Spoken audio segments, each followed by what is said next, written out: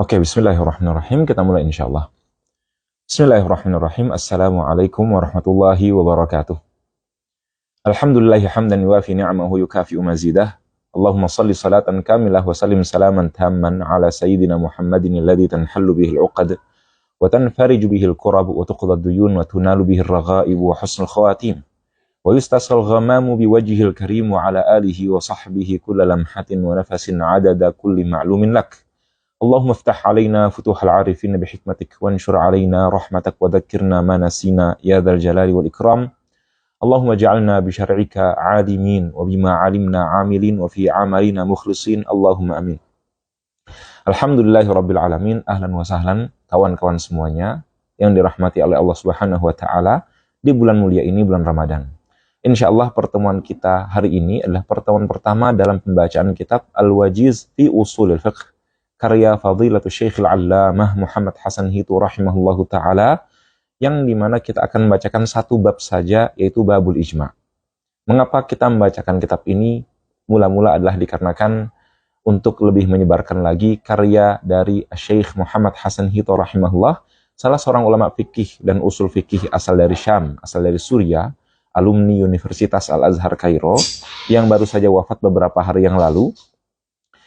Semoga Allah Subhanahu wa taala merahmati beliau, dan ini adalah bentuk bagaimana kita menghidupkan ilmu beliau. Kita mendoakan beliau dan juga bagaimana karya tulis beliau, turas beliau, peninggalan beliau itu kita manfaatkan sebaik mungkin.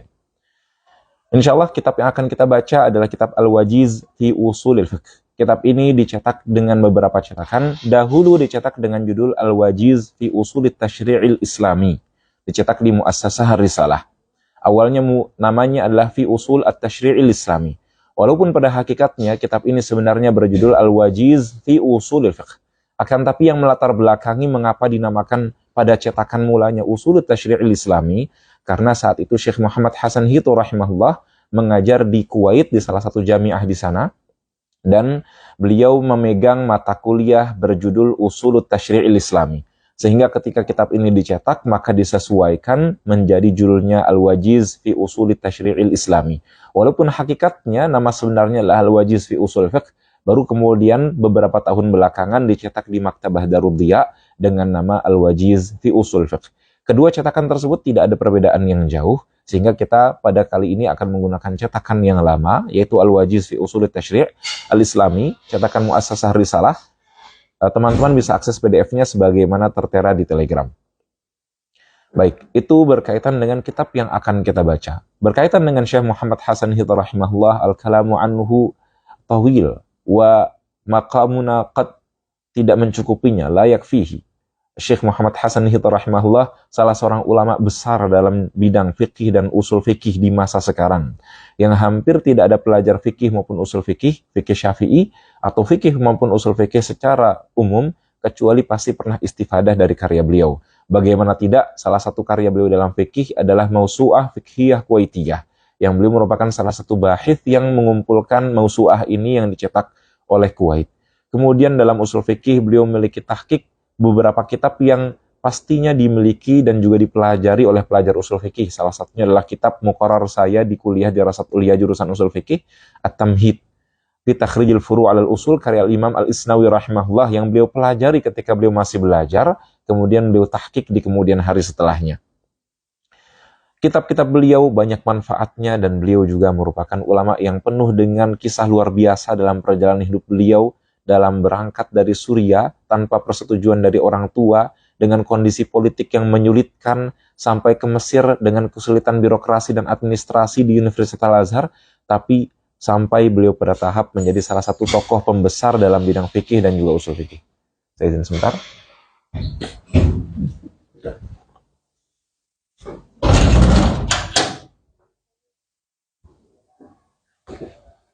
Adapun berkaitan dengan kitab beliau, Syekh Muhammad Hasan Hitu rahimahullah punya beberapa kitab dalam usul fikih. Akan tapi kitab yang beliau tulis dari karya tulis pribadi dari awal sampai akhir itu ada dua. Kitab yang paling pertama, paling kecil adalah kitab Al-Khulasah fi Ushulil Fiqh. Kitab selanjutnya yang lebih besar yaitu kitab Al-Wajiz fi Ushulil Fiqh. Kalau teman-teman melihat dan juga membaca kata pengantar dari kitab ini, beliau dalam menuliskan kitab usul fikih itu terinspirasi dari Al-Imam Al-Ghazali rahimahullah yang wafat pada tahun 505 Hijriah, dalam penulisan fikih. Al-Imamul Ghazali dalam fikih memiliki kitab Al-Basit yang diambil dari kitab Nihayatul Matlab dan juga lainnya, salah satunya Al-Ibanah karya Al-Furani dalam segi tartib. Kemudian beliau ringkas menjadi Al-Wasit, kemudian diringkas menjadi Al-Wajiz. Kemudian beliau juga menuliskan kitab Al-Khulasah yang diambil dari Mukhtasarul Muzani. Beliau punya 4 kitab, Al-Basit, Al-Wasit, Al-Wajiz, dan juga Al-Khulasah. Nah, Syekh Hasan Hito terinspirasi dari soni' beliau, sehingga beliau menuliskan kitab Al-Khulasah yang paling ringkas, kemudian Al-Wajiz di atasnya, dan rencananya beliau ingin menuliskan kitab Al-Wasit dan juga Al-Basit, akan tapi sayang sekali beliau wafat sebelum menyempurnakan rencana beliau ini. Untuk kitab yang akan kita baca pada hari ini, yaitu kitab Al-Wajiz. Kitab ini merupakan kitab usul fikih yang bagus sekali untuk dibaca bagi seorang yang ingin mengetahui kajian usul fikih secara umum. Adapun kalau ingin mengetahui dan juga ingin menjadi tabahur dalam usul fikih, tentunya membaca kitab-kitab usul fikih turath, bukan dari usul fikih modern, tapi kitab ini bisa dibaca oleh siapapun, baik pelajar ilmu syariat maupun tidak. Beliau dalam kitab ini tidak menyebutkan khilaf, melainkan hanya membatasi berkaitan dengan pendapat jumhur saja. Referensi beliau dalam kitab ini utamanya dari 3 kitab utama usul fikih mutaakhirin, yaitu kitab Mukhtasar Ibn al-Hajib, kitab Minhajul Usul karya Al-Baydawi, dan juga kitab Jam'ul Jawami' karya As-Subki rahimahullahu ta'ala. Dan bab yang akan kita baca pada hari ini adalah Babul Ijma'. Mengapa Babul Ijma'? Ini merupakan salah satu kelanjutan dari sebuah tulisan yang saya tuliskan kemarin, yang merupakan tanggapan dari sebuah narasi yang disuarakan di Indonesia berkaitan dengan puasa Ramadan, di mana ada yang menyuarakan bahwasannya boleh bagi wanita haid untuk berpuasa. Boleh bagi wanita haid untuk tetap berpuasa walaupun dia sedang haid. Jadi ada narasi tersebut yang disuarakan tiap tahunnya. Di website juga ada sosial media yang menyebarkan narasi ini tiap tahunnya. Padahal pandangan yang seperti ini itu syadzun batilun la yajuzul amalu bih. Hanya saja sebagian kaum muslimin di Indonesia ightarra bihi, tertipu dengannya, sehingga memahami bahwa pendapat ini pendapat yang dihormati. Boleh saja bagi wanita haid, lagi sedang haid padahal, tapi tetap puasa selagi dia kuat selama bulan Ramadan. Padahal pandangan ini batil. Mengapa batil? Karena menyelisihi ijma'. Dan karena ada tasawur, ada deskripsi yang salah berkaitan dengan ijma', menyederhanakan ijma', tidak memahami ijma' hakikatnya seperti apa, akhirnya muncullah fatwa yang syadz seperti ini. Menganggap bahwasanya ijma' hanyalah sekedar ijtihad historis masa lalu. Ada juga anggapan yang menganggap bahwasanya ijma' itu hanya kesepakatan mayoritas ulama saja. Anggapan-anggapan keliru yang kemudian menyepelekan ijma', kemudian menyalahinya begitu saja. Padahal menyelisihi ijma' itu tidak diperkenankan, dan pendapat apapun yang menyelisih ijma' maka itu pendapat yang syadz. Jadi kullu qaulin khalafal ijma'a fahuwa qaulun syadz. Ini disampaikan oleh Imamul Qarafi rahimahullahu ta'ala berkaitan dengan babit apa hukum yang yunqadu bihi qada'ul qadhi, yaitu ma khalafan nassa awil ijma'a awil qawa'ida awil qiyas al-jali. Sehingga perlu sekali kita memahami hakikat ijma', karena tanpa memahami hakikat ijma', ada banyak sekali kemudian fatwa-fatwa yang bermasalah termasuk dalam bulan Ramadan. Tadi saya contohkan fatwa yang mengatakan bahwasannya boleh bagi wanita haid untuk tetap berpuasa. Ada juga yang mengatakan bahwasanya boleh bagi seseorang untuk tetap makan sahur ketika adzan subuh dikumandangkan walaupun sudah masuk waktu subuh. Walaupun sudah tulu'ul fajri shadiq, tetap boleh bagi dia untuk makan sahur. Ini pandangan syadz juga karena menyelisih ijma' yang disebutkan oleh Imam Nawawi rahimahullahu ta'ala. Ada lagi pandangan syadz yang mengatakan bahwasanya masrif zakat fi sabilillah, sinf zakat fi sabilillah, itu diartikan sebagai fi sabilil bir, dalam segala kebaikan. Sehingga bisa dialokasikan kepada siapapun, termasuk zakat bisa diberikan kepada pelajar, pengajar, ulama, ustadz, santri, anak yatim atas nama mereka fi sabilillah. Ini salah paham karena menyelisih ijma' sebagaimana disebutkan oleh Ibnu Abdul Bar, dari nukil dari Al-Imam Malik rahimahullah dan juga Ibnu Hazm, dan ditegaskan oleh Syekh Muhammad Zahid Al-Kautsari rahimahullah dalam maqalat beliau. Ada lagi selain itu beberapa hal yang lain berkaitan dengan puasa, juga banyak dalam persoalan-persoalan fikih yang ada di kaum muslimin, seperti ada yang mengatakan bahwasanya kerudung itu tidak diwajibkan, ada yang mengatakan penyamarataan waris antara anak laki-laki dengan anak perempuan. Semua ini nampak bahwasanya pandangan ini batil, tidak bisa diatasnamakan sebagai nama ijtihad atau nama tajdid, karena ijtihad atau tajdid itu punya kaidahnya, dan di antara kaidahnya adalah ketika menyelisih ijma' maka ijtihad tersebut bukanlah ijtihad melainkan perkara yang batil. Ini perlu untuk difahami karena ketidakpemahaman berkaitan dengan bab ijma ini, akhirnya banyak pelajar di masa sekarang, bahkan tokoh agama yang memiliki nama nasional, bahkan internasional, yang jatuh kepada persoalan yang nyata, yaitu pandangan yang syadz. Seperti di Mesir sendiri ada yang mengatakan bahwasanya had rajam itu tidak ada. Ada yang menafikan had rajam.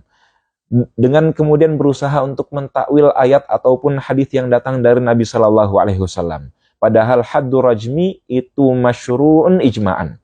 Had rajam bagi pezina yang muhsan itu disyariatkan berdasarkan ijma'. Faman khalafahu maka faqad khalafal ijma'. Barang siapa yang menyelisihi ijma' maka dia telah menyalahi hal ini, maka dia telah menyelisihi ijma'. Dan saya menuliskan suatu hal kemarin, yaitu barang siapa yang melabrak ijma', maka dia melabrak syariat Islam. Karena ijma' ini penting sekali. Satu kata yang penting sekali, kalimat yang penting sekali yang menggambarkan tentang pentingnya ijma' adalah perkataan Imamul Haramain rahimahullah dalam kitab beliau Al-Burhan. Beliau mengatakan, al-ijma'u isamu syari'ati wa imaduha wa alaihi istinaduha. Ijma' adalah penjaga syariat dan pondasinya. Dan kepada ijma' lah syariat bersandar. Karena bayangkan kalau perkara-perkara yang disepakati, yang ada ijma' di kalangan para ulama berkaitan dengan hukum tersebut disalahi, maka kalau begitu segala hal dalam agama Islam itu bisa disalahi. Orang bisa mengatakan khamar itu halal. Karena kalau kita hanya berpacu kepada teks saja, kita berpacu kepada nas atau qiyas saja, qiyas bisa dikritisi dan nas bisa dikritisi dari segi subut dan dalalahnya. Kalau ada hadis nanti akan dikomentari ini hadisnya dhaif atau hadis ini hanya khabar ahad.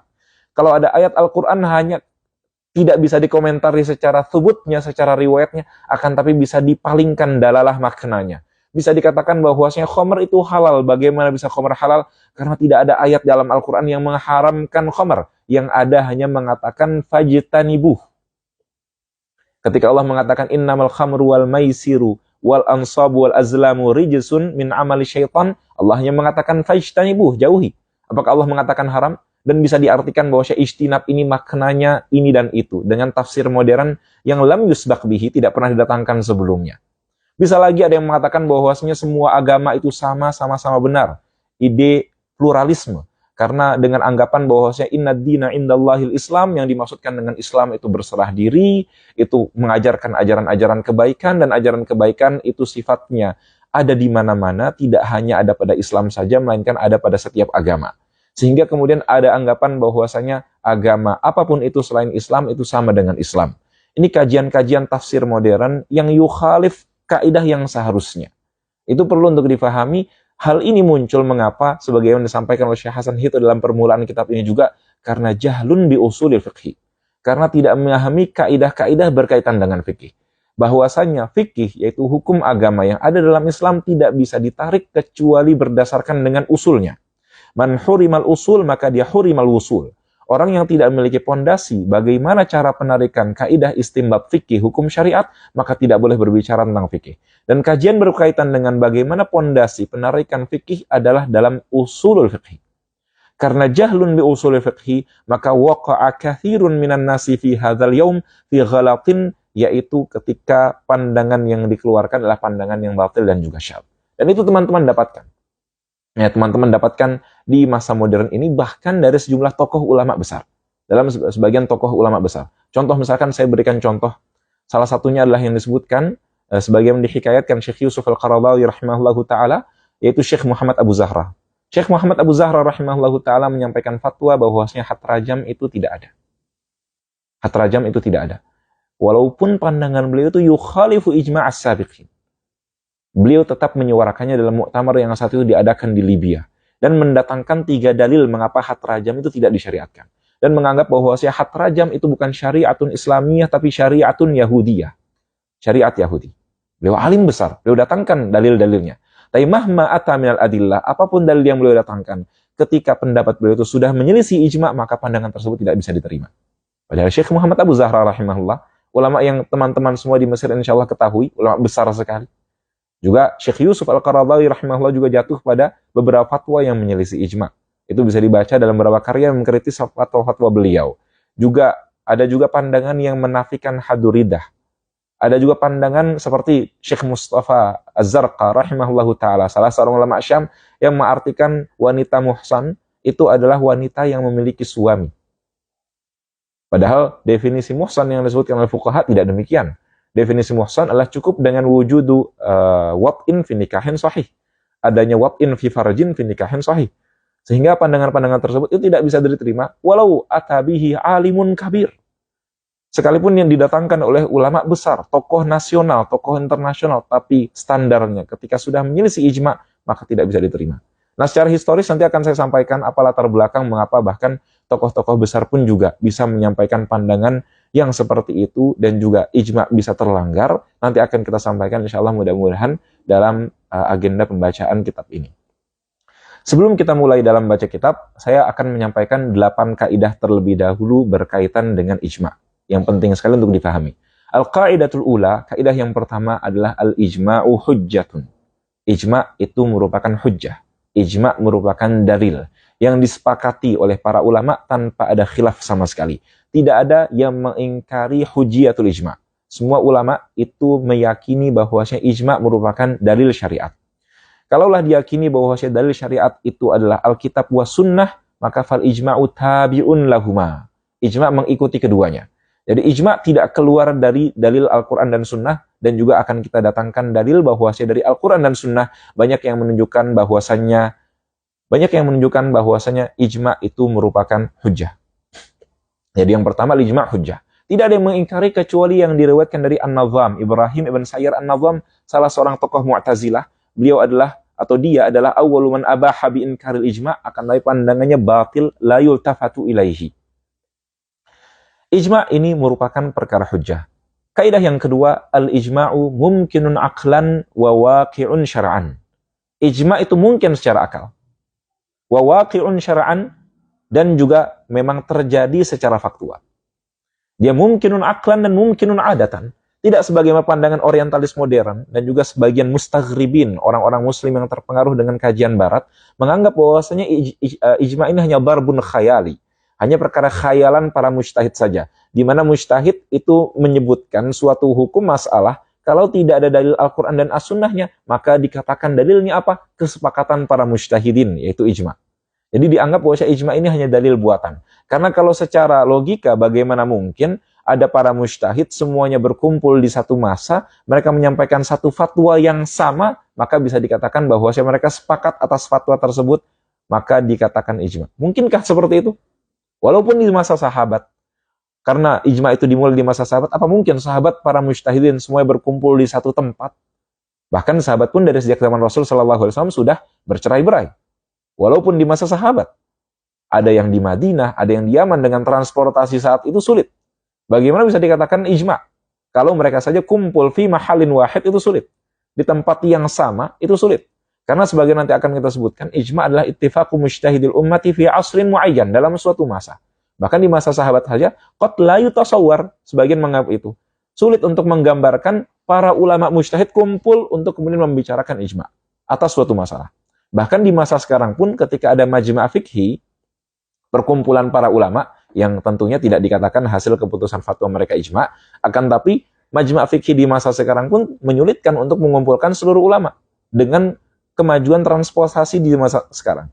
Nah, itu diungkapkan oleh sebagian pengkaji orientalis dan juga mustaghrib. Nah, ini pandangan yang keliru. Karena al-ijma' itu waqi'un syara'an. Memang benar-benar ada faktanya. Dia mungkinun aqlan wa adatan.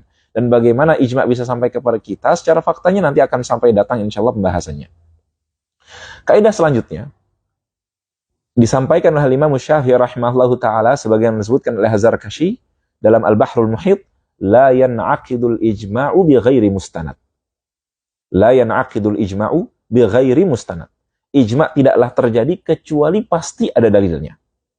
Atau disederhanakan oleh guru kita Syekh Muhammad Salim Abu Asir rahimahullah dengan kaidah la ijma'a illa an mustanad. Tidak ada ijma' kecuali di baliknya ada dalil. Maksudnya, para sahabat berkumpul ijma' atas suatu perkara. Sebagaimana disebutkan berkaitan dengan adadu rakaati salati tarawih. Jumlah rakaat salat tarawih dilaksanakan sebanyak 20 rakaat di masa Sayyidina Umar radhiyallahu anhu. Dan para sahabat saat itu berkumpul, Sayyidina Umar memerintahkan, ada Sayyidina Ubay bin Ka'ab sebagai imam, dan masih banyak sahabat-sahabat besar yang hidup. Ada Sayyidina Uthman, ada Sayyidina Ali, dan juga banyak sahabat besar yang lainnya. Dan saat itu dilaksanakan, semua ulama sahabat saat itu sepakat tidak ada yang mengingkari hal tersebut. Kita dapati berarti para sahabat semuanya sepakat. Sahabat dekat Nabi SAW. Tidak ada yang mengingkari hal tersebut. Kalau kemudian dikatakan bahwasanya mereka sepakat atas suatu hal yang salah, bagaimana mungkin? Karena seorang sahabat, apalagi ini seluruh sahabat, nggak mungkin mereka mengatakan suatu hukum dalam agama kecuali pasti mereka memiliki dalil. Tapi mana dalilnya? Ada nggak Al-Qur'annya? Ada nggak sunnahnya dari Nabi SAW yang mengatakan bahwa jumlah rakaat salat tarawih 20 rakaat? Tidak ada. Tidak ada hadis yang sahih yang menyebutkan hal tersebut. Yang ada hanya hadis riwayat dari athar saja dari Umar radhiyallahu taala anhu. Tapi mana dalilnya para sahabat? Para sahabat tidaklah mungkin sepakat atas suatu hal kecuali pasti ada dalilnya. Baik dalilnya itu sampai kepada kita atau tidak. Yang pasti ijma itu ada, pasti ada dalil. Mujtahid saja dari dasarnya berbicara pasti memiliki dalil. Tapi mungkin seorang mujtahid salah dalam memahami dalil. Tapi nggak mungkin seluruh mujtahid di suatu masa salah bersama-sama dalam memahami dalil. Nggak mungkin. Karena hadis Nabi SAW, la tajtami'u ummati ala dhalalah. Atau la tajtami'u ummati ala khata'. Nggak mungkin la yutasawwar ittifaqu mujtahidil ummati ala khata'. Pasti ada satu yang sadar. Tapi bagaimana bisa sahabat semuanya mengatakan sesuatu hal demikian kecuali pasti mereka ada dalilnya. Akan tetapi ad-dalil qad yasiluna wa qad la yasilu ilaina.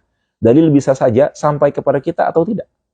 Dan para ulama faktanya hum iktafau binaqlil ijma'i an naqlid dalil. Mereka mencukupkan menukil ijma'nya saja. Seringkali mereka hanya menyebutkan ijma'nya saja tanpa menyebutkan dalilnya. Walaupun banyak kasus juga dalilnya disebutkan. Contoh misalkan ijma'. Ijma' itu hal yang sederhana.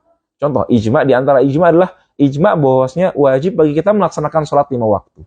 Dalilnya apa? Ada dalam Al-Quran. Wa aqimus shalah. Dalilnya dari hadis Nabi SAW, di mana beliau mengutus Sayyidina Mu'adz bin Jabal dan memerintahkan supaya a'limhum. Bahwasanya Allah Subhanahu Wa Taala telah mewajibkan atas mereka 5 salawatin. 5 sholat dalam 1 hari 1 malam. Artinya ini ijma' yang dia punya mustanad. Ada ijma' bahwasanya la tasihhus salatu illa bi taharah. Tidak sah salat kecuali dengan bersuci. Ada mustanadnya. Ini ijma' mana mustanadnya? Firman Allah Subhanahu wa taala, apabila idza qumtum ila sholati, maka kalau kalian ingin melaksanakan salat, maka faghsilu wujuhakum wa aydiyakum ilal marafiq. Maka melaksanakan wudu. Ada dalilnya. Juga hadis Nabi sallallahu alaihi wasallam, la tuqbalu salatun bi ghairi tuhur. Salat tidak diterima kecuali bersuci. Artinya, ini ijma' yang memiliki mustanad. Akan tetapi terkadang ijma' itu punya mustanad, tapi mustanadnya tidak dinukilkan, tidak sampai kepada kita. Dan apakah cukup? Cukup. Para ulama dalam hal ini usul fikih menyampaikan cukup. Cukup ada ijma' walaupun mustanadnya tidak sampai kepada kita. Yang dinukil hanya ijma' tanpa ada mustanad. Bahkan para ulama menyampaikan bisa jadi hikayatul ijma' itu dicukupkan. Kenapa tidak hikayatul mustanad? Karena qad tadurru hikayatul mustanad. Hikayatul mustanad, penyebutan dalil bisa saja malah berbahaya. Berbahaya kenapa? Karena dalil kalau disebutkan itu bentuknya nas, teks, baik dalam Al-Quran maupun As-Sunnah. Ketika teks sifatnya, maka teks punya 2 tinjauan dalam usul fikih. Punya nilai thubut dan nilai dalalah. Kalau yang datang kepada kita mustanadnya berbentuk nas, berbentuk teks, maka bisa saja orang di masa sekarang, ketika ada ijma' dan juga ada mustanadnya yang berbentuk nas, mereka mengingkari ijma' dan kemudian mengingkari nas tersebut.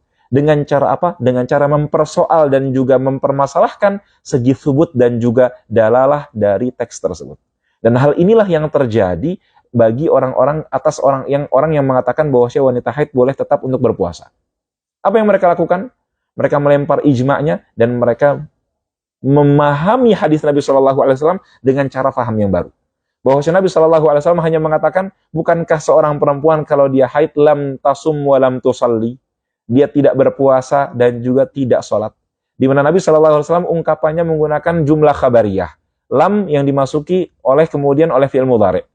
Artinya, Nabi bukan mendatangkan dengan la an-nahiyah, tapi lam yang maknanya an-nafiyah, untuk menafikan. Kalau begitu, ini hanya nafyul fi'li, bukan nafyu sihhatil fi'li. Ini bukan an-nahyu anil fi'li. Kalau begitu, perempuan di zaman Nabi SAW, mereka hanya tidak sholat, tidak puasa ketika haid. Bukan artinya ada larangan dari Nabi SAW. Ini hanya hikayatul waqi', menceritakan fakta para sahabat wanita, mereka memilih anggapan mereka untuk tidak puasa ketika sedang haid. Tapi apakah sebenarnya boleh? Hadis ini nggak melarang, maka boleh saja. Nah lihat, ketika mustanad itu sampai kepada kita, orang-orang di masa sekarang bisa kemudian menampilkan makna-makna yang baru atas nama tafsir hermeneutika, atas nama tafsir mubadalah, atas nama qiraah mubadalah, atas nama qiraah jadidah, atas nama tajdid, yaitu membaca ulang teks-teks Al-Quran dan juga Sunnah. Ketika riwayatnya itu sahih atau mutawatir diterima. Tapi kalau riwayatnya bermasalah bisa dikritisi riwayatnya. Contoh misalkan yang dikritisi hadis Nabi Shallallahu Alaihi Wasallam kullu qardin jarra naf'an fahuwa riba. Dikritisi bahwasanya hadis riwayat Al-Baihaqi ini katanya sanadnya dhaif. Sehingga ada fatwa yang membolehkan riba hutang. Jadi tidak ada riba hutang. Jadi bunga bank itu hukumnya halal karena hadis kullu qardin jarra naf'an fahuwa riba itu sanadnya dhaif. Sehingga yang sahih hanyalah riba dalam jual beli. Yaitu hadis Nabi Shallallahu Alaihi Wasallam al-dhahabu bil-dhahabi wal-fiddatu bil-fiddati wal-burru bil-burri wasya'iru bil-syairi wat-tamru bil-tamri wal-milhu bil-milhi. Yang sahih hanya ini. Sehingga riba ada pada jual beli, tidak ada pada hutang. Karena riba hutang hadis yang dhaif. Nah, bayangkan. Di sini ada ijma'. Ijma' ulama apa? Ijma' ulama kullu qardin jarra naf'an fahuwa riba. Setiap hutang yang membawa manfaat itu riba. Ini disebutkan ijma'nya oleh Ibnu Abdul Bar, Ibnu Qudamah dan juga ulama yang lainnya. Ada mustanadnya hadis dari Nabi Shallallahu Alaihi Wasallam riwayat Al-Baihaqi. Tapi hadisnya dianggap dhaif. Sehingga ketika ijma' membawa mustanad tersebut dikritik di sini dari segi subutnya, dari segi riwayatnya. Sehingga teman-teman bisa perhatikan bahwasanya ijma' itu pasti memiliki mustanad, memiliki dalil. Mustanadnya bisa saja yunqalu ilaina aw lam yunqal. Ketika dinukil maka kita bisa mengaksesnya, ketika tidak dinukil kita tidak bisa mengaksesnya, dan terkadang ternyata adamun naqli itu aula. Tidak dinukilnya mustanad itu lebih baik. Karena al-mustanadu idza nukila bisa saja ada orang-orang yang datang sekarang yang tidak memahami hakikat dan juga posisi ijma' yang kemudian membicarakan mustanadul ijma' tersebut. Padahal Ibnu Abdul Bar menyampaikan ketika sudah datang tafsir suatu ayat atau syarah terhadap suatu hadis bahwa maknanya itu A, maka tidak boleh ayat tersebut atau hadis tersebut difahami kepada makna yang lain. Kutipan ini nanti akan saya sampaikan insya Allah. Nah, ini juga poin kritis bagi yang mentafsirkan fisabilillah sebagai fisabilil khairi. Karena tafsir ini tafsir yang baru. Baru pertama kali disebutkan oleh Imam Ar-Razi rahimahullah ulama abad 6 atau abad 7 Hijriah. Dan itu dinukilkan an ba'dil fuqaha yang majhul. Sebelum Ar-Razi teman-teman tidak akan dapatkan ada ulama yang mentafsirkan ini. Bahkan sudah ada hikayatul ijma' yang disebutkan oleh Imam Malik rahimahullahu ta'ala dan juga Ibnu Hazm yang keduanya datang sebelum Ar-Razi bahwa fisabilillah hanya diartikan al-ghuzah, orang-orang yang berperang dengan sukarela. Dan ditambahkan oleh Al-Imam Ahmad, orang-orang yang berhaji. Tapi kok muncul fisabilillah? Dan kemudian dikatakan, saya baca di tafsir-tafsir modern juga seperti itu. Ada tafsir Al-Manar, ada tafsir Syekh Said Tontawi rahimahullah, ada tafsir Ibn Sa'di rahimahullah yang saya dapat informasi juga demikian, tapi itu perlu dicek ulang. Yang mengatakan bahwa fisabilillah diartikan fisabilil khair, bukan al-ghuzah al-mutatawwi'un al-jihad. Bagaimana? Padahal sudah ada tafsir ulama salaf semuanya sepakat bahwa makna fisabilillah hanya dibawa kepada dua makna tadi yang saya sebutkan, orang berperang dan orang berhaji. Maka tidak bisa dipalingkan kepada makna yang lain. Yang sayangnya pemalingan makna ini yang kemudian diadopsi oleh lembaga zakat nasional di berbagai negara. Wallahul musta'an. Karena mengapa? Karena tidak ada tasawur yang sahih berkaitan dengan ijma'. Makanya guru kami Ustadz Dr. Mahmud Abdurrahman, Profesor Dr. Mahmud Abdurrahman, guru besar usul fikih di Universitas Al-Azhar, kalau menjelaskan kitab usul fikih dan sudah sampai kepada bab ijma', beliau akan memberikan muqaddimah, pengantar yang panjang sekali yang menjelaskan bagaimana urgensitas dan posisi ijma' dalam syariat. Karena beliau melihat min khuturati hadzal zaman, berbahayanya masa ini adalah al-ghaflatu an makanatil ijma', sehingga muncullah fatwa-fatwa yang bermasalah. Orang yang ingin menghancurkan syariat pasti akan mempersoalkan berkaitan dengan ijma' dan juga qat'i pada awal mulanya. Hal-hal qat'iyat dan juga ijma'. Nah, ini dapatkan. Orang yang mengingkari misalkan berkaitan dengan waris, disamaratakan, mengingkari pernikahan beda agama, nah itu banyak sekali masalah-masalahnya muncul dari hal-hal yang tadi. Oke, itu kaidah yang keempat. Kaidah yang ketiga, la ijma'a illa an mustanad. Kaidah selanjutnya adalah makna yang difahami dari apa yang saya sampaikan sebelumnya, yaitu la yus'alu an mustanadil ijma'i ba'dan iqadih.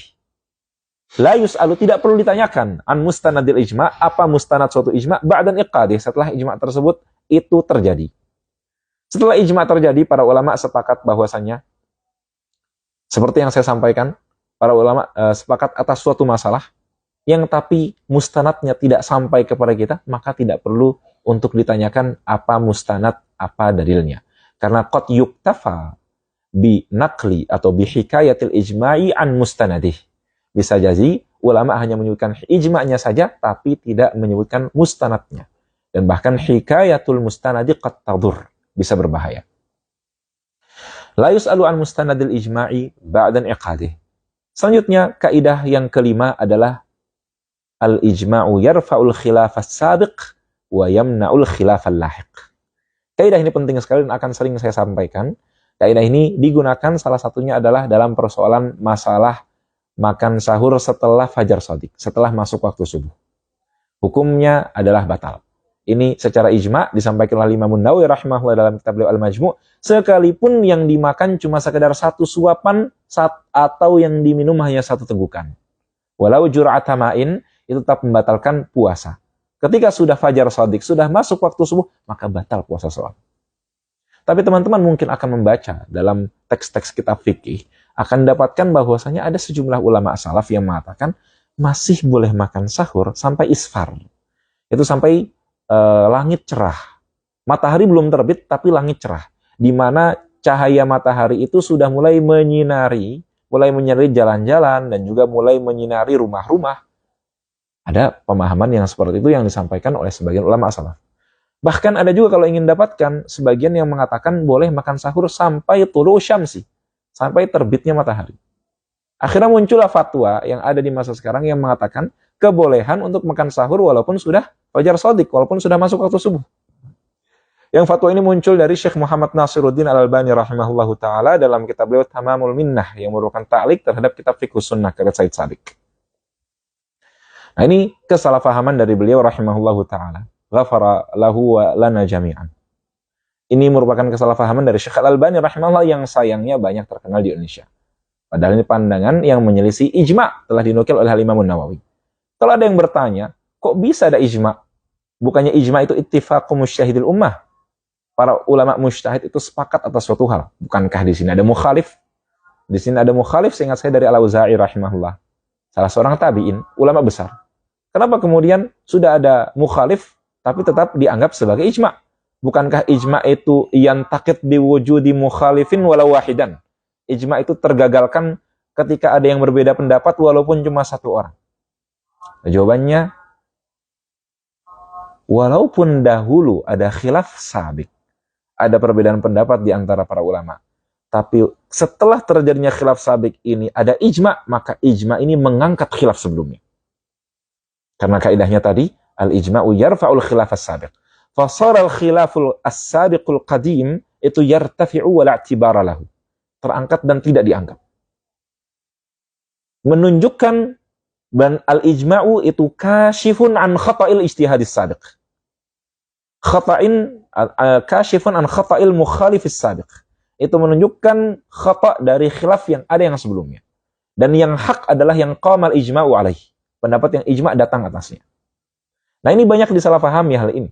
Jadi ada ijma' kemudian disebutkan ada mukhalif, dianggap ijma'nya bermasalah. Cek dahulu apakah mukhalifnya itu bisa sah atau tidak untuk membatalkan ijma' tersebut. Maka masailul ijma' itu perlu untuk diteliti. Ketika ada ijma', disebutkan ijma', para ulama menyebutkan ijma', dipastikan kalau memangnya ada mukhalif di sana, mukhalifnya diakui atau tidak pandangannya. Karena ma min ijma'in mahkiyin illa wa hukiya ma'ahu khilaf. Tidak ada ijma' yang disebutkan hampir-hampir kecuali pasti ada khilaf disebutkan. Ajma'ul ulama'u ala kada illa maru ya'an fulan. Ulama sepakat atas suatu hal kecuali yang diriwayatkan dari sebagian orang. Nah, ini dipastikan hal tersebut. Apakah mukhalif di sini pandangannya mu'tabar atau syadz atau dianggap memang khata'? Karena terkadang para ulama menyebutkan pandangan yang diistisnakan tadi bukan lid-dalalati ala i'tibarihi bal lid-dalalati ala annahu qaulun munkar. Seperti misalkan dalam masalah nasbul imam. Nasbul imam itu wajib, mengangkat imam itu wajib. Tapi para ulama ketika menyebutkan hal ini, dalam Sighatul Ijma' disebutkan ajmal ulama ala wujubi nasmil imam illa ma hukiya 'anil Asam. Disebutkan kecuali yang diriwayatkan dari Al-Asam. Tapi apakah pandangan Al-Asam itu diterima ketika disebutkan? La. Laisa kullu syai'in yudhkar liyu'tabar. Tidak semua hal yang disebutkan itu untuk kemudian dengan tujuan dianggap dan diakui. Makanya guru kami Dr. Mahmud Abdurrahman menyampaikan kaidah yang bagus sekali. Al-qaulul munkar yudhkaru liyunkar la liyu'tabar. Pendapat yang mungkar disebutkan dalam kitab-kitab para ulama bukan untuk diakui tapi untuk diingkari. Bahwasanya pendapat ini itu mungkar. Sama seperti hadis maudhu. Kenapa para ulama tetap membukukannya?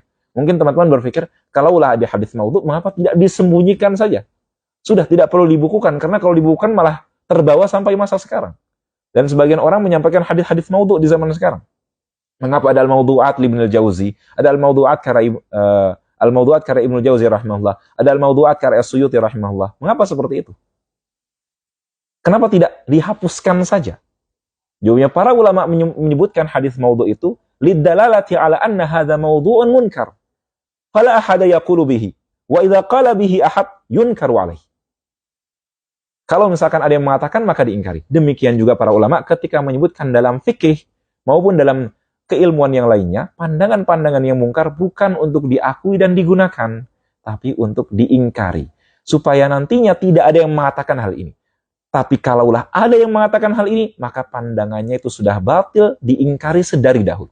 Jadi apa yang kamu katakan ini bukan perkara yang baru. Dan teman-teman pelajar akidah mendapatkan hal ini. Jadi mengapa para ulama sedari dahulu itu terkadang dalam bahasan akidah, itu memberikan bantahan kepada orang-orang yang bahkan tidak jelas.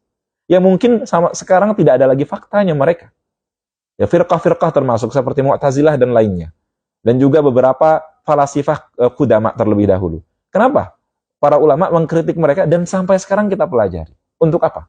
Tujuannya adalah supaya jangan sampai di masa sekarang ada yang berpendapat seperti itu. Atau bahkan kalaulah ada orang yang berpendapat seperti itu, maka kita sudah punya jawabannya. Syubhat yang kamu sampaikan ini bukan hal yang baru. Ulama 1000 tahun yang lalu sudah membantah hal tersebut. Ini bagaimana cerdasnya ulama-ulama kita dalam Islam. Demikian juga dalam fikih.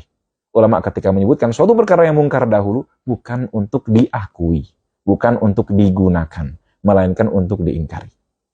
Nah, demikian, dalam masalah ijma, ketika ada penyebutan mustathna, ada bahwasanya orang di sana di luar yang menyampaikan pandangan yang berbeda, maka dilihat apakah mukhalif tersebut mu'tabar atau mukhalifnya mahkumun alaihi bisyuhud.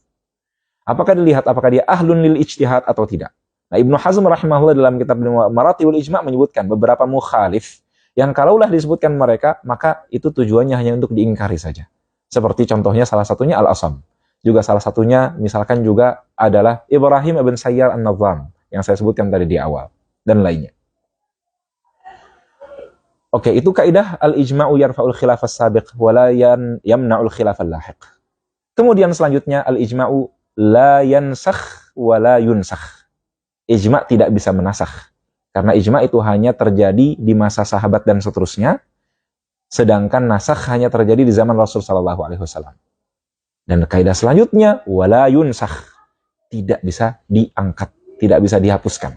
Artinya, kalau hukum sudah ada ijma', maka tidak bisa ada seorang pun yang datang kemudian mengatakan ijma' ini sudah tidak lagi digunakan. Tidak bisa karena al-ijma'u la yansakh wa la yunsakh. Kemudian al-ijma'u ala qaulaini mani'un min ihdathi thalith. Kalau para ulama ijma' bahwasanya suatu masalah memiliki dua hukum, maka tidak boleh orang datang setelahnya mendatangkan ada hukum yang ketiga. Tidak bisa seperti itu. Ini namanya ihdatsu qaulin tsalits. Kalau para ulama khilaf saat dahulu, bahwasanya masalah mengusap kepala, ada yang mengatakan wajib sebagian, ada yang mengatakan wajib seperempat, dan ada yang mengatakan wajib seluruhnya. Tidak bisa kemudian tiba-tiba, yang dimana pendapatnya hanya 3 ini, muncul di masa sekarang yang mengatakan mengusap kepala bukan wajib sebagian, bukan wajib seperempat, bukan wajib seluruhnya, melainkan mengusap kepala ketika wudhu hukumnya sunnah. Ada di Indonesia yang berkata seperti itu? Ada.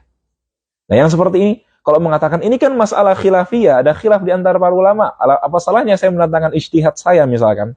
Jawabannya ijtihad ini tidak bisa diterima. Karena memang betul ulama ada khilaf, tapi ketika khilaf itu ada pada 3 pendapat, tidak bisa didatangkan pendapat yang keempat. Ketika ada 2, tidak bisa mendatangkan pendapat yang ketiga yang akan membatalkan pandangan-pandangan sebelumnya.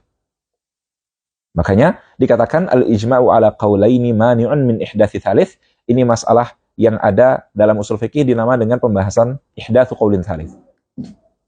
Dan terakhir dengan itu saya menutup kaidah yang kita sebutkan pada hari ini, yaitu la yunkarul mukhtalafu fihi wa innama yunkarul mujma'u alaih. Tidak diingkari perkara khilafiyah, tapi yang diingkari kalau ada yang bermasalah berkaitan dengan masalah ijma'. Kaidah ini disebutkan oleh Imam As-Suyuti rahimahullah taala dalam kitab beliau Al-Ashbah wan Nadhair. Artinya kalau di masa sekarang ada masyarakat yang mereka melaksanakan masalah-masalah khilafiyah, tidak perlu diingkari. Tidak perlu kita kemudian menaikkan suara dengan keras, mengatakan ini haram, ini bid'ah dan semacamnya. Kamu puasanya tidak sah, kamu ibadahnya tidak sah. Padahal pandangan atau amalan dia masih sesuai dengan salah satu mazhab yang ada. Masalah ini masalah khilafiyah dan khilafnya mu'tabar. Ada orang yang ketika puasa korek kuping misalnya. Batal menurut pendapat resmi mazhab Syafi'i, tapi sah menurut Imam Al-Ghazali.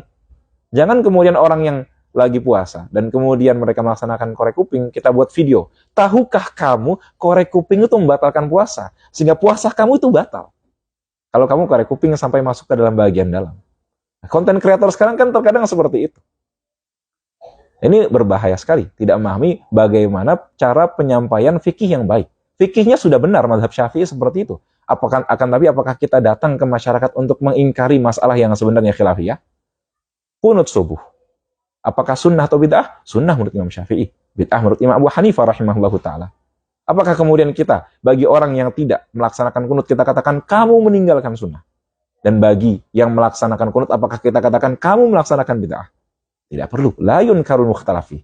Demikian juga dalam masalah sholat tarawih, dalam penentuan hilal Ramadan, dan juga masalah-masalah yang lainnya, yang kita kaum muslimin banyak sekali tersibukkan dengan masalah khilafiyah, yang akan yabqa mukhtalafan fihi ila yaumil qiyamah. Untuk apa kita berbicara tentang hal-hal khilafiyah yang akan terus seperti itu sampai hari kiamat, yang jelas bahwasanya khilafiyah di sini mu'tabar, sehingga masing-masing pendapat diakui kebenarannya. Wa kullun min rasulillahi multamisu.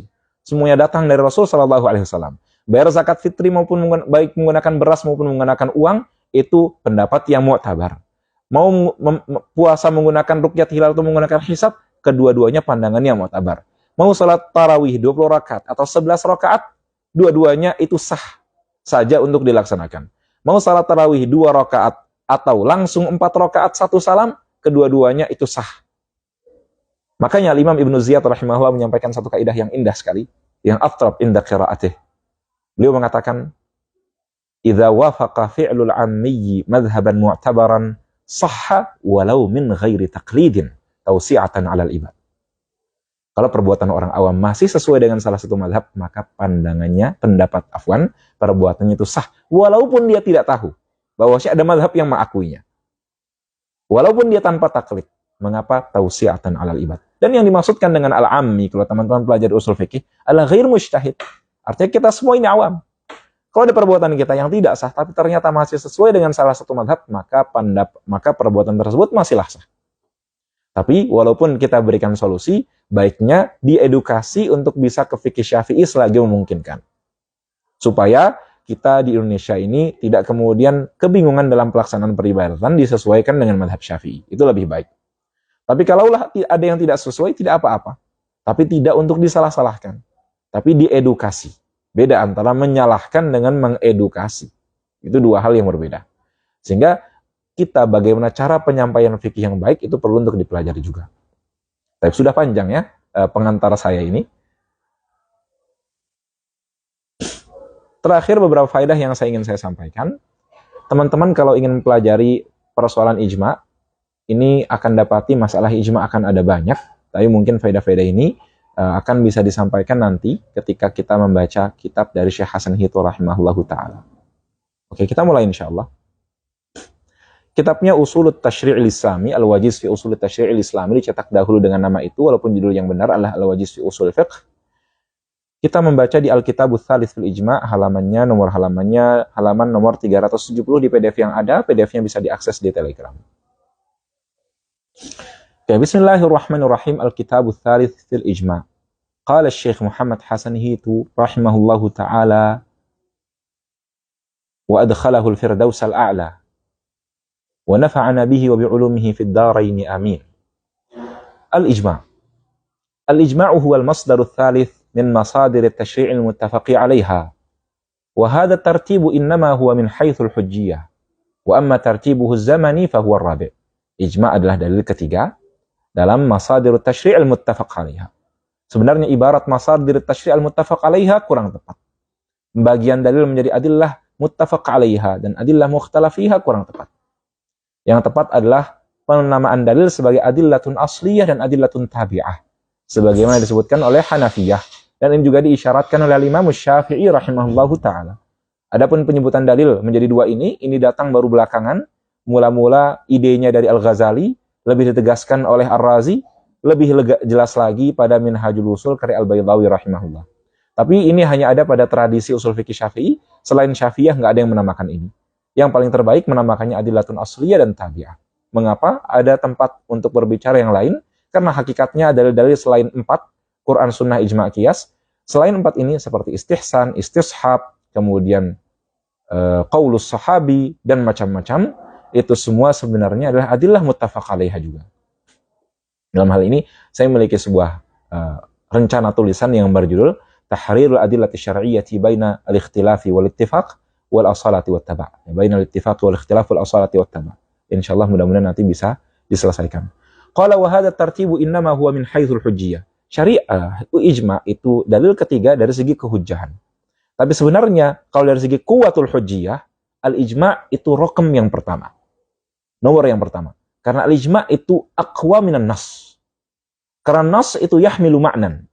Dan makna ini bisa terkadang multitafsir. Tapi ijma' itu datang bukan teks yang membawa makna, tapi ijma' datang langsung membawa suatu makna yang tidak multitafsir sama sekali. Yang maknanya satu. Sehingga al-ijma' itu aqwa fid dalalati 'alal ma'na minan nas. Maka dari sini bisa dikatakan bahwa al-ijma' itu bisa dikatakan min haitsu quwwatud dalalati 'alal ma'na, itu aqwa minal kitabi was sunnah. Dari segi ini ya. Bukan min haitsu syaraf. Kalau min haitsu syaraf tentunya maksudnya Alkitab adalah yang paling terbaik, yang paling mulia. Demikian juga setelahnya as-sunnah, baru setelahnya ijma' dan qiyas. Akan tapi kalau min haitsul quwwatu fid dalalati 'alal ma'na, maka al-ijma' qad yakunu aqwa min al-kitab was sunnah. Karena al-kitab was sunnah qad yahmilu ma'aniya katsirah wal ijma'u la yahmilu illa ma'nan wahidan. Saya mungkin terkadang akan cukup banyak bahasa Arab dan kitabnya mungkin beberapa tidak saya terjemahkan karena keterbatasan waktu ya. Qala wa amma tartibuhu zamani fa huwa ar-rabi'. Wa dzalika li anna al-ijma'a la yan'aqidu fi zamanir Rasul sallallahu alaihi wasallam. Ijma' tidak terjadi di zaman Rasul sallallahu alaihi wasallam. Karena kalaulah kesepakatan mujtahid di zaman Rasul, untuk apa ada kesepakatan mujtahid padahal Rasul ada? Karena kalaulah mujtahid sepakat satu perkara dan Rasul ada, maka al-hujjatu fi qaulir Rasul. Tapi kalau berbeda dengan apa yang dikatakan oleh Rasul, maka berarti al-hujjatu fi qaulir Rasul wa qaulul mujtahidina khata'. Qala wa amma tartibuhu az-zamani fa huwa ar-rabi' wa dhalika li anna al-ijma' la yan'aqidu fi zamani ar-rasul sallallahu alaihi wasallam kama sanara dhalika athna al-kalami ala ta'rifihi fa min syurutihi an yakuna ba'da 'asrihi alaihi salatu wassalam. Di antara syarat ijma' adalah terjadi setelah masanya Nabi sallallahu alaihi wasallam. Bi khilafil qiyas alladhi yan'aqidu fi 'asrihi. Berbeda dengan qiyas. Kalau qiyas itu ada dari sejak zaman Nabi sallallahu alaihi wasallam masih hidup. Bahkan Nabi sallallahu alaihi wasallam juga pernah melaksanakan atau menggunakan qiyas beberapa kali. Ini dikumpulkan oleh salah seorang ulama yang bernama Ibnul Hambali. Ulama seingat saya abad 5 atau 6 Hijriah. Itu sudah dicetak dengan kitab berjudul Aqisatun Nabi sallallahu alaihi wasallam. Qala fa min syurutihi an yakuna ba'da 'asrihi alaihi salatu wassalam bi khilaf al-qiyas alladhi yan'aqidu fi 'asrihi. Fa min haitsu at-tartib az-zamani yuqaddamu al-qiyas 'ala al-ijma' fa yakunu huwa al-masdar ats-tsalitsa wal ijma'u al-masdar ar-rabi'. Wa sayakunu bahthuna fihi 'ala thalathati abwab. Ada 3 bab yang akan kita bahas berkaitan dengan ijma'. Mudah-mudahan kita bisa selesaikan dalam waktu 3 hari atau 4 hari. Kita akan agak sedikit cepat ya. Al-babul awwalu fi ta'rifihi wa imkanihi wa hujjiyatihi. Bab yang pertama, definisi ijma'. Mungkinkah terjadi ijma'? Dan mungkinkah kita bisa mengakses ijma' yang terjadi?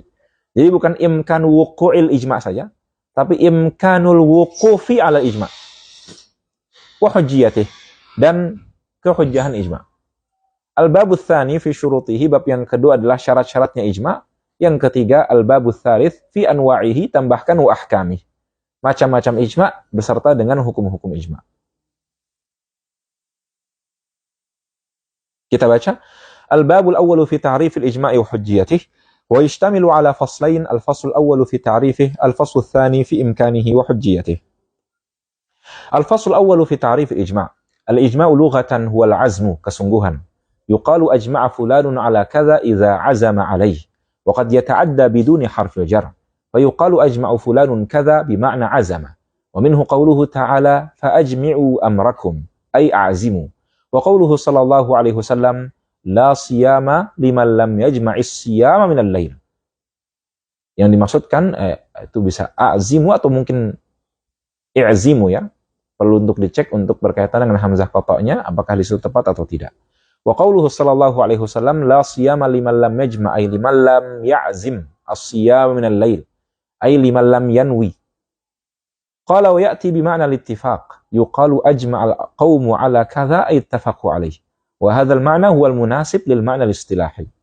Qala wa amma istilahan fa huwa ittifaqul mujtahidin min ummati Muhammadin sallallahu alaihi wasallam ala amrin minal umuri fi asrin ghairi asrir rasul. Cara istilahi ijma itu apa? Ijma adalah ittifaq, kesepakatan. Kesepakatan siapa? Al-mujtahidin, para mujtahid. Maka keluar dari mujtahid selain mujtahid. Dan mujtahid adalah man tawaffara lahu syurutul ijtihad.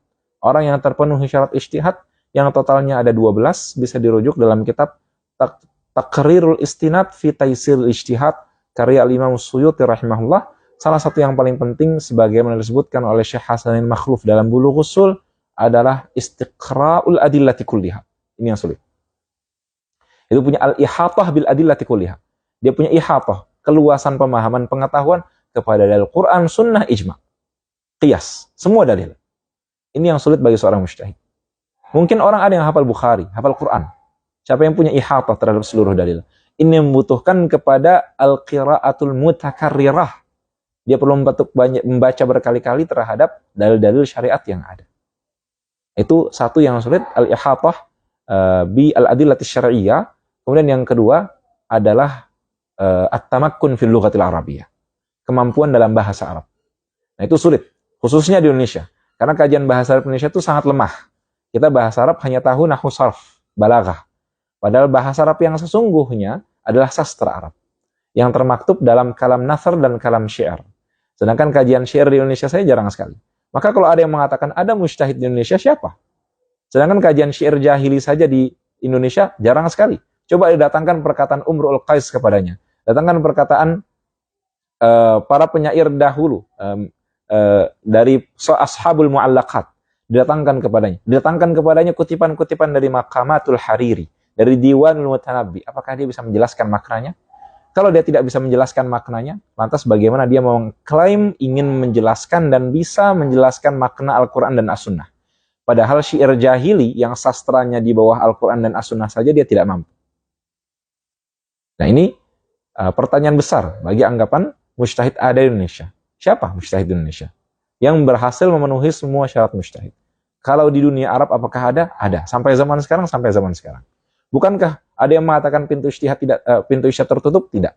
Pintu ijtihad tertutup hanya satu pintu. Itu mujtahid mutlak mustaqil. Itu tertutup karena telah selesai terbukukannya kaidah-kaidah usul fikih di abad 3 dan abad 4 Hijriah. Tapi kalau mujtahid mutlak muntasib ke bawah, itu ada sampai sekarang. Mujtahid mutlak muntasib, mujtahid mutlak muntasib, kemudian setelahnya mujtahid madhab atau mujtahid takhrij, dan selanjutnya mujtahid tarjih wal fatwa. Tiga ini sampai sekarang. Salah seorang ulama yang kemudian disebutkan mujtahid di masa sekarang adalah sahibu hadzal kitab, Syekhul Allamah Muhammad Hasan Hito rahimahullah. Beliau disampaikan oleh guru kami Syekh Mustafa Abu Hamzah Syafi'i bahwa beliau salah seorang yang bisa dikatakan terpenuhi syarat ijtihad di masa sekarang.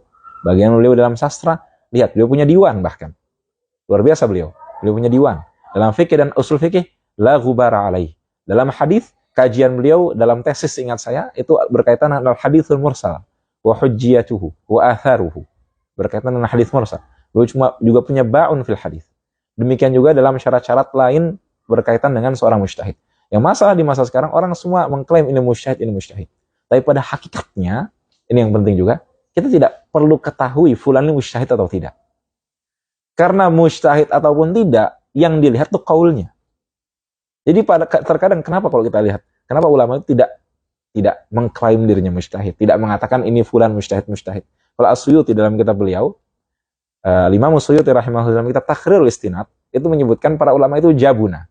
Itu ada nukilan bahwa ulama itu jabuna, pengecut untuk mengatakan dirinya mujtahid. Karena mengapa? Karena orang kalau ada yang mengklaim dirinya mujtahid itu ka'annahu balaghal ar-rutbatal ulya fil ilmi. Sehingga dia seakan dianggap sok-sokan. Maka Imam As-Suyuti ketika mengklaim dirinya sudah sampai kepada derajat mujtahid mutlak muntasib, itu para ulama yang ada di masa beliau banyak yang mengkritik beliau. Padahal beliau berhak untuk mengatakan itu. Syarat ijtihad terpenuhi semuanya pada diri beliau. Demikian juga ulama-ulama yang sebelumnya banyak. Imam As-Suyuti rahimahullah itu menukil banyak dari para ulama-ulama sebelumnya. Di antara yang unik adalah Ibnu Daqiq al-Id.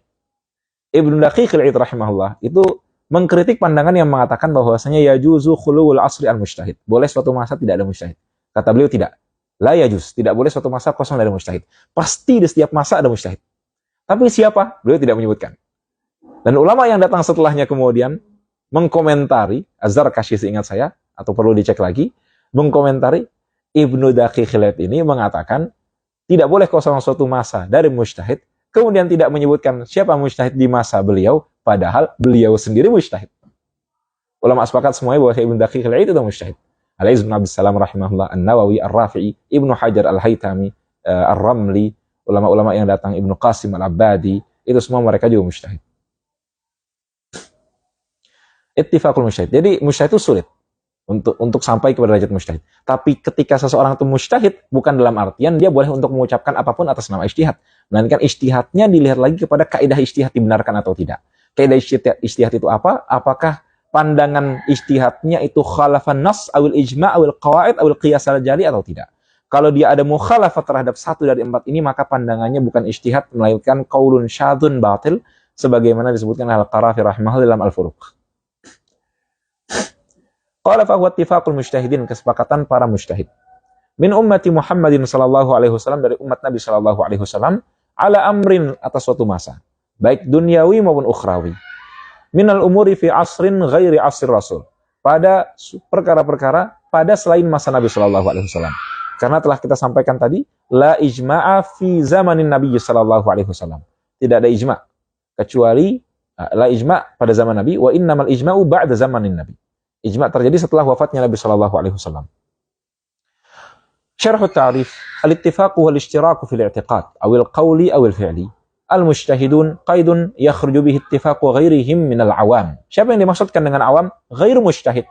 Al-ammi adalah ghair mujtahid. Dan al-ammi ada dua macam. Ada al-ammiyus sirf dan ada al-ammi alladhi qad hasala ala ba'di al-ulum al-mu'tabarah. Seperti mungkin teman-teman pelajar sekarang. Teman-teman saya yang kuliah di Al-Azhar, kuliah di Lipia, kuliah di Madinah, dan jurusan-jurusan agama di berbagai tempat yang lain, atau teman-teman santri di pesantren. Kita semua telah belajar ilmu-ilmu yang akan bisa menyampaikan kepada derajat ijtihad. Nahwu, sarf, balaghah, hadis, tafsir, fikih, usul fikih. Akan tapi kita tidak sampai kepada balaghah yang kepada derajat yang diinginkan dalam pemahaman-pemahaman terhadap ilmu-ilmu tersebut. Maka kita ammi yang qad hasala ala ba'dil ulumil mu'tabarah. Tapi berkaitan dengan ijtihad, Al-Imam Ibnu Hajib rahimahullah mengatakan bahwasanya kita berkaitan dengan ijtihad dan taklid itu kal-ammiyus sirf. Sama seperti orang awam nol. Sehingga hukum bagi orang awam nol dengan orang awam yang sudah belajar sama saja. Kewajiban kita hanya satu, taklid. Kita tidak bisa berijtihad, tidak bisa tarjih, sehingga kalau kita punya ucapan pun, ucapan kita tidak ada akuannya dalam ijma'. Qala fahuwa ittifaqul mujtahidina min ummati Muhammadin, al-mujtahidun qaidun yakhruju bihi ittifaqu ghairihim minal awam. Sawa'un kana ammiyan sirfan aw qad ta'allama atau qad hassala ala ba'dil ulumil mu'tabarah. Fala ibrata bihi wala biwifaqihim wala bikhilafihim. Qala wal mujtahidu man balagha rutbatal ijtihad ala ma sayati fi mabahith al-ijtihad wat taqlid.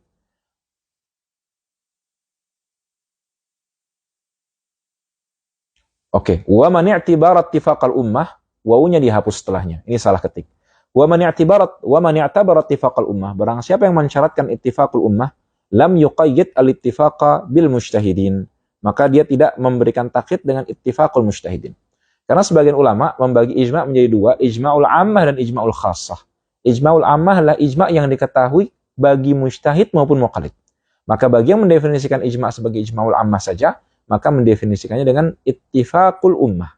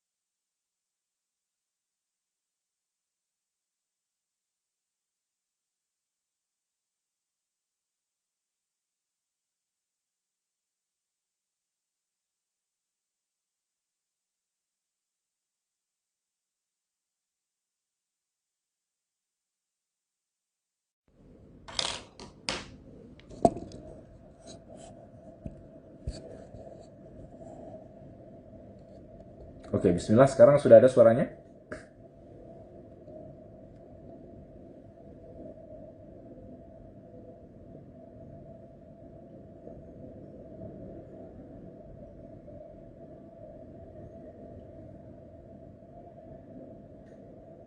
Suaranya sekarang sudah ada?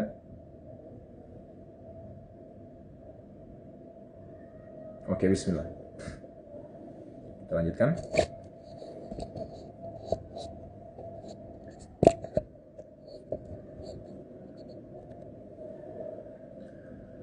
قال ومن اعتبر اتفاق الأمة لم يقيد الاتفاق بالمجتهدين فإنما مراده ما ذكرناه لأن غير المجتهد لا يسند إليه أمر التشريع في حال من الأحوال لأنه لا يجتهد إلا مجتهد وكذلك لا يرجح إلا مجتهد.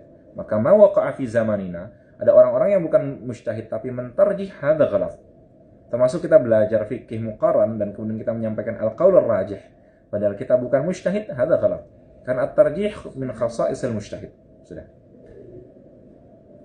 Lantas yang dilakukan kita qaul rajih itu apa? Itu hanya qaul mukhtar, itu hanya pilihan saja. Karena sebagaimana disebutkan oleh Imam Nawawi rahimahullah, yajuzu lil 'ammi an yatakhayyara min al-madhahibi ma syaa. Seorang muqallid boleh untuk memilih pendapat pandangan apapun. Qala fala budda min i'tibar al-ijtihadi dzukira fi at-ta'rif aw lam yudhkar. Karena law kana madhkuran fal amru wadih. Walau lam yakun madhkuran fa huwa muqaddar wal muqaddaru kas-sabit. Uktub hadha.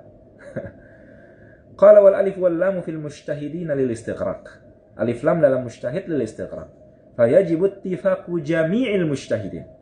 Maka ijma' adalah kesepakatan seluruh ulama, bukan kesepakatan mayoritas ulama.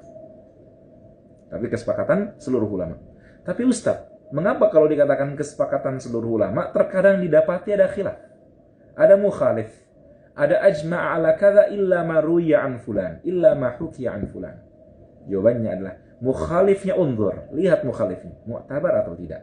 Umumnya mukhalifnya ghairu mu'tabar, tidak diakui, maka penyebutannya tidak la yaqdahu fil ijma', tidak merusak ijma'. Karena wujuduhu ka'adami. Adanya mukhalif di sini seperti tidak ada. Karena dia ghairu mu'tabar, tidak dianggap, maka wujuduhu ka'adami. Qala wa la yan'aqidul ijma'u ma'a khilafi ba'dihim walau kana al-mukhalifu wahidan. Tapi al-mukhaliful wahid di sini yanbaghi an yunzar hal huwa mukhalifun mu'tabarun aw la. Makanya Al-Imam Suyuti rahimahullah menukil satu bait syair dalam kitab beliau Al-Ashbah wan Nadhair. Wa laysa kullu khilafin jaa'a mu'tabaran illa khilafan lahu hadzun minan nadhari. Tidak semua khilaf itu mu'tabar kecuali khilaf yang lahu hadzun minan nadhar. Kalau dalam syariat fikih, apa khilaf yang lahu hadzun minan nadhar? Ketika dia la yukhalifun nas, wa la yukhaliful ijma', wa la yukhaliful qawaid, wa la yukhaliful qiyas al-jari. Yang seperti itu yang mu'tabar. Tapi kalau menyelisihi salah satu, maka dia ghairu mu'tabar. Wa dzikruhu fi hikayatil ijma' innama lid-dalalati ala annahu munkar. Penyebutan mukhalif dalam hikayatul ijma' hanya menyebutkan bahwa mukhalifnya munkar. Maka ma min ijma'in mahkiyin illa wa hukiya ma'ahu khilaf, hadzal khilaf itu la ibrata bihi, tidak dianggap. Nah ini penting karena ada banyak salah paham. Bahkan saya baca pentahqiq kitab Al-Ijma' karya Ibnu Mundzir rahimahullah itu salah memahami hal ini.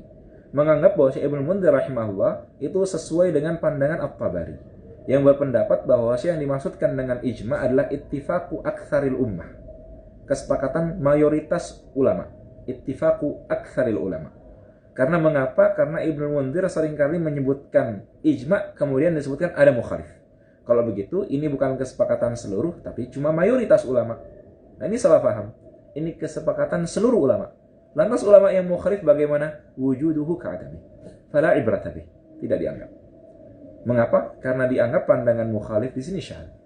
Pandangan mukhalif di sini syadz. Maka Muhammad Ibn Hasan At-Tamimi rahimahullah punya kitab judulnya Nawadirul Fuqaha yang menyebutkan satu ulama yang infirat dalam suatu hal. Nah itu perlu dicek apakah infiratnya tersebut apakah dianggap mu'tabar atau syadz. Karena tidak selalu juga ya. Ada satu ulama yang infirat sendirian dalam suatu pendapat mukhalifun lil jumhur, maka otomatis dia syadz. Tidak seperti itu. Tapi batasan dia syadz atau dia mu'tabar itu apa? Karena pendapat terbagi menjadi dua, mu'tabar atau syadz. Batasannya atau babit atau neracanya adalah apakah dia khalafan nassa awil ijma'a awil qawaida awil qiyas al-jaliyah atau tidak. Itu yang akan menjadi batasan. Makanya ada risalah Infiradat Al-Imam Syafi'i. Itu dituliskan oleh Ibnu Katsir rahimahullah. Ada juga infiradat, masing-masing mazhab punya infiradat. Dan ketika suatu mazhab itu berbeda dengan jumhur, itu tidak mengartikan mazhab tersebut lemah ya. Ini banyak salah paham. Misalkan mazhab Abu Hanifah mengatakan boleh bayar zakat fitri dengan uang. Di mana beliau mukhalifun lil jumhur di sini. Apakah berarti yang kuat itu jumhur? Ini salah paham. Yang kuat itu apa? Semua pandangan kuat. Saya kalau ditanya mana pendapat yang benar di antara empat mazhab, semuanya benar. Mana yang paling kuat? Imam Asy-Syafi'i mengatakan pandangannya paling kuat, Abu Hanifah mengatakan pandangannya paling kuat, masing-masing mengatakan pandangannya yang paling kuat. Mana yang paling kuat dalilnya? Masing-masing mengklaim dirinya yang paling kuat dalilnya. Dan semua klaim tersebut benar karena masing-masing mereka mujtahid. Sehingga pandangan bahwasanya maqalahul jumhur wa qahwi wa muqabiluhu dhaif, hadza khata'. Hadza wahmun, ini salah paham. Penyebutan zikrul jumhur itu min babil ikhtisar, hanya untuk meringkas, la min ajli anna qaulal jumhuri aqwa. Qala min ummati Muhammadin sallallahu alaihi wasallam hadza qaidun yakhruju bihi ittifaqu ghairihim min mujtahidil umamis sabiqah kal yahudi wan nasara wa ghairihim fa inna ittifaqahum laysa bi ijma'. فيجب أن يكون المجمعون من المسلمين ومن كفرناه ببدعته فإنا نلحقه بالمجتهدين من غير المسلمين. Jadi kalau ada yang bid'ahnya sampai mukaffirah seperti sebagian Syiah, maka pandangannya tidak diterima. Wala ibrata biwifaqihi wala bikhilafihi. Ar-rabi' ala amrin min al-umur sawa'un akana hadzal amru syar'iyyan ka hilil bai'i in mujma'un 'alayhi wa hurmati riba in mujma'un 'alayhi. Am lughawiyan ka kaunil fa'il at-ta'qib am aqliyan ka huduthil alam am dunyawiyan ka ara'il mujtahidin fi tadbiri umuril harbi. Ini semua bukan dunyawi sifatnya yang disebutkan mulai dari lughawi. Fa itu untuk ta'qib, yaitu muhlah yang secara langsung. Kemudian aqli huduthul alam, bahwa alam ini hadis, alam ini muhdats bukan qadim. Dunyawi seperti pandangan-pandangan mujtahid berkaitan dengan hal-hal peperangan. Wa qila yakhtassul ijma'u bil umur asy-syar'iyyah wal lughawiyyah duna al-aqliyyah wad dunyawiyyah. Al-khamis fi 'asrin ghairi 'asri Rasulillah sallallahu alaihi wasallam wa hadha al-qaid li ikhraj al-ijma'i fi 'asri fa innahu la yan'aqid. Bukan cuma la yan'aqid tapi la yaqa', tidak terjadi. Tidak ada para sahabat satu suara yang berbeda dengan Nabi sallallahu alaihi wasallam dalam masalah peribadatan. Qala li anna al-mujtahidina law furida annahum ijtama'u fala budda an yakuna fihim Rasulullah sallallahu alaihi wasallam fa in wafaqahum ala ma dhahabu ilaihi fal qawlu qawlu. Karena mujtahid kalaulah digambarkan mereka berkumpul dan ada Nabi sallallahu alaihi wasallam, mereka sesuai dengan pendapat Nabi, maka sebenarnya yang dianggap adalah perkataannya Nabi sallallahu alaihi wasallam dan mereka hanya mengikuti. Wa yakunu huwal hujjah, pandangan Nabi lah yang hujjah. La ijma'uhum, bukan ijma'nya, atau la ijma'ahum, bukan ijma'nya para mujtahid. Wa in khalafahum fal ibratu biqauli. Kalau para mujtahid semua berbeda dengan Nabi, maka al ibratu biqaulin Nabi sallallahu alaihi wasallam. Li'annahu la yantiqu 'anil hawa, karena Nabi sallallahu alaihi wasallam tidak berbicara dari hawa nafsu melainkan wahyu. Qala wala ibrata bi khilafihim. Walidzalika la yutasawwarul ijma'u fi asrihi sallallahu alaihi wasallam. Ini kaidah. La yutasawwarul ijma' fi asrin Nabi sallallahu alaihi wasallam. Amma al-qiyas faqad yutasawwar bal waqa'. Bahkan terjadi. Wa amma ba'da asrihi fal usulu jami'an sawa'un fi imkaniyatil ijma'i wa hujjiyati.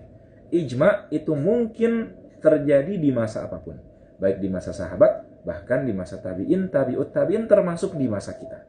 Mungkin saja mujtahid di masa sekarang semuanya sepakat atas suatu perkara baru.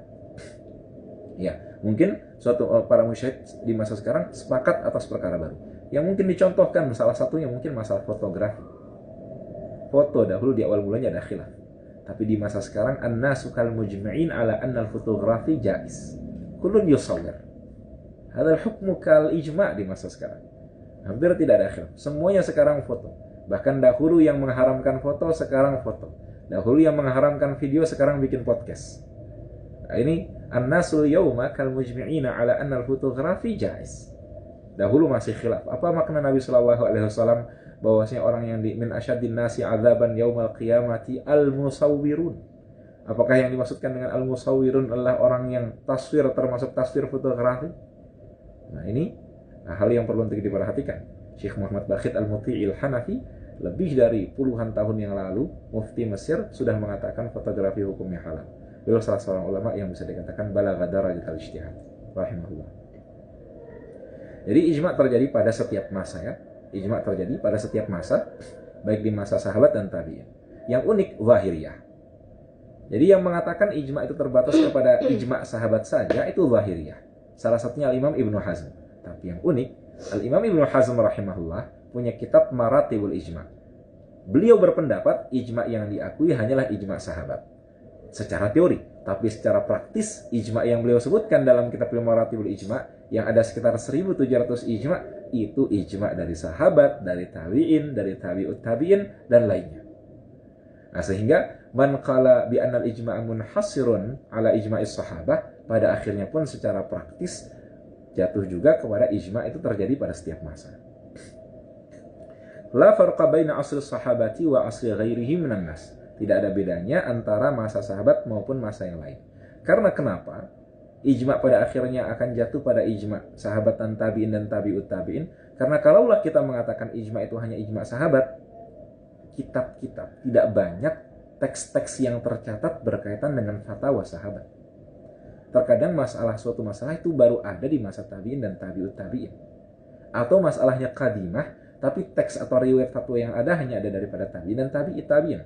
Apakah karena tidak ada riwayat dari sahabat fatwa tentang hal itu maka tidak bisa terjadi ijma'? Wah, ini berat sekali. Seseorang kalau menyadari hakikat ini akan menyadari bahwasanya ada hal yang kemudian berat di sana.